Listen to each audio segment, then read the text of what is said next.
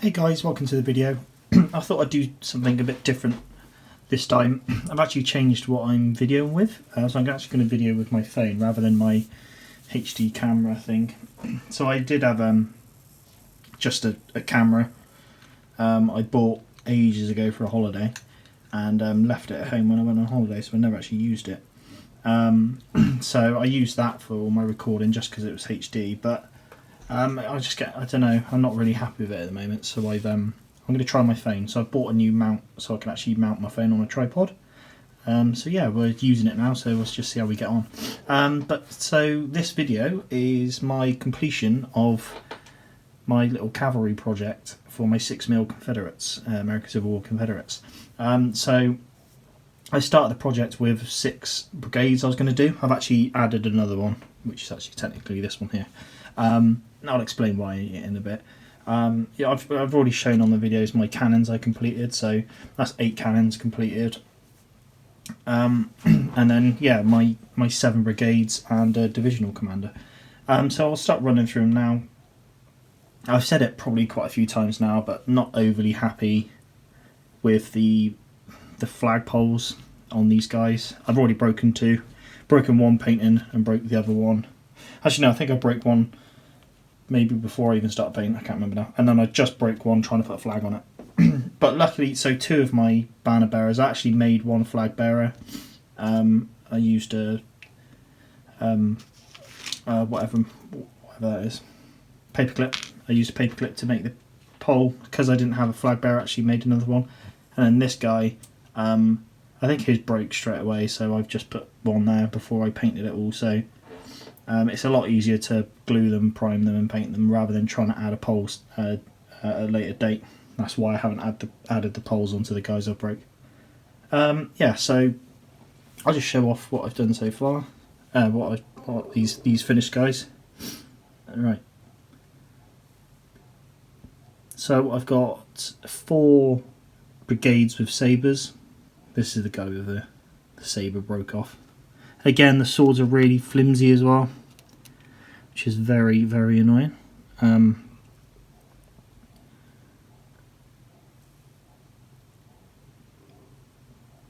So I think I've already showed the sabres before they were based. I just haven't shown the carbines. So these are all the sabres. So they're sabres as well. These are my carbine guys.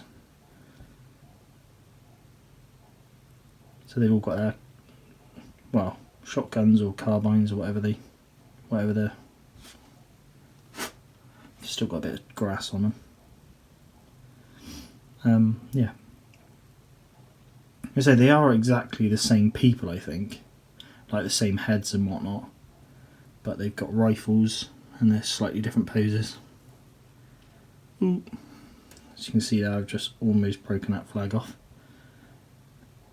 So I think I showed all these officers have got pistols rather than the swords. I just kept it really basic with the paint scheme. Just means I can kind of bosh out quite a few of them at once. But yeah, these guys are probably going to use a bit more because there's less things to bend and break apart from the flags. You're not every time I go to pick up one of the sabre bases, I always end up putting my big fingers on the sabres and bending them. It's probably me just not being used to actually how these models, how like small and delicate they are, so it's probably my fault as well. So yeah, I've tried to give these guys, again, like the yellow hats and the yellow cuffs on the jackets. Here's the broken flag bearer, and then his officer in the middle with his pistol. Like these guys weren't actually the pistoliers, or I say pistoliers. People with the pistols aren't actual commanders, but they're just troops with pistols. So I've used them as a commander role. This base I managed to put everyone on here with red bedrolls. Just looks a bit, but hey ho.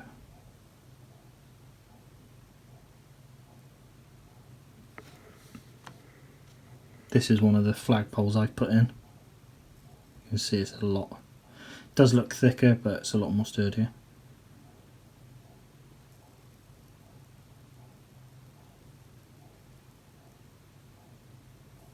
Bit of stuff there. Ooh. Doing this with looking at the camera rather than the... Come on. Forget it. Right.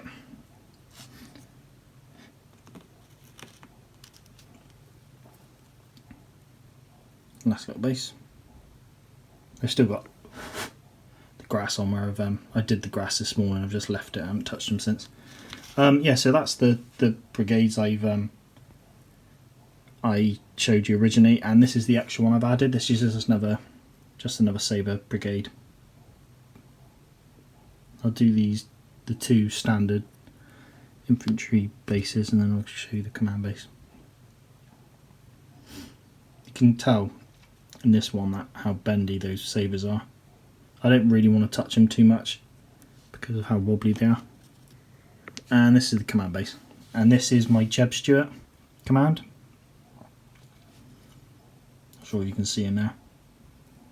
His hat and his ostrich feather in there. This is, so I made up this banner. It's actually a Sabre guy. So I've almost broke his arm off trying to bend it, so I couldn't go too much with it, so I just had to leave it like that. Which, yeah, looks alright. So yeah, that's my brigades, and then my divisional commander, which is Jeb Stuart again.